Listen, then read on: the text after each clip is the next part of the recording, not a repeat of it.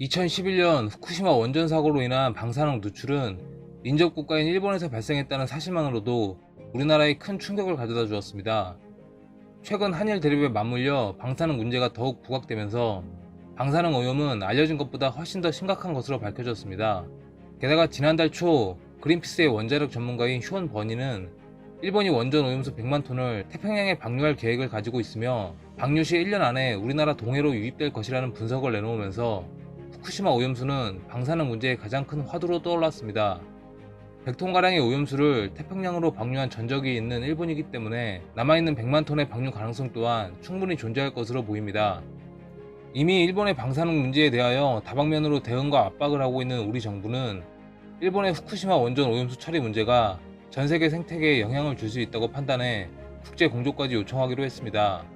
과학기술정보통신부와 원자력안전위원회는 국제적 공조가 필요한 시점이라는 데 인식을 같이 하고 후쿠시마 원전 오염수 처리에 협조를 요청하는 서한문을 국제원자력기구에 발송하였으며 서한문 발송을 시작으로 국제공조체제 구축을 위한 활동에 착수했다고 밝혔습니다.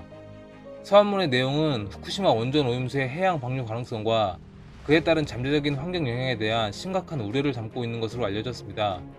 또한 국제원자력기구가 이에 당사국들과 공조해 보다 적극적인 역할을 수행해 줄 것을 요청했다고 밝혔습니다. 이뿐만이 아닌 오늘 16일 오스트리아에서 열릴 국제원자력기구 총회에 과기정통부 문미옥 차관과 원자력안전위원회 엄재식 위원장이 참석해 후쿠시마 오염수 문제를 국제원자력기구의 회원국들에게 알리며 국제적으로 공론화할 계획인 것으로 알려졌습니다.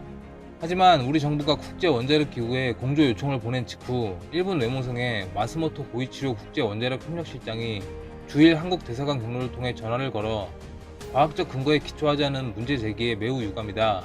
애꿎은 소문으로 인해 피해를 입을 수 있다 라고 항의하기도 했습니다.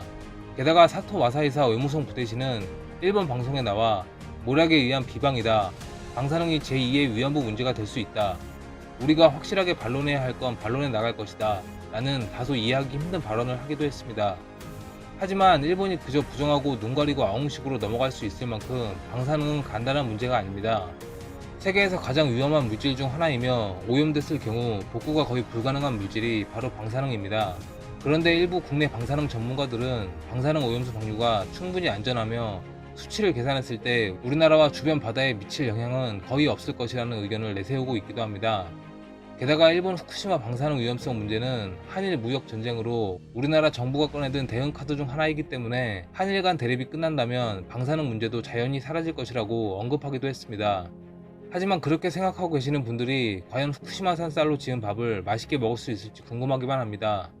후쿠시마 방사능 문제가 우리 정부의 대응책의 일환일지라도 일본의 방사능 오염 실태는 진작부터 불거졌어야 하는 문제라는 건 틀림없습니다.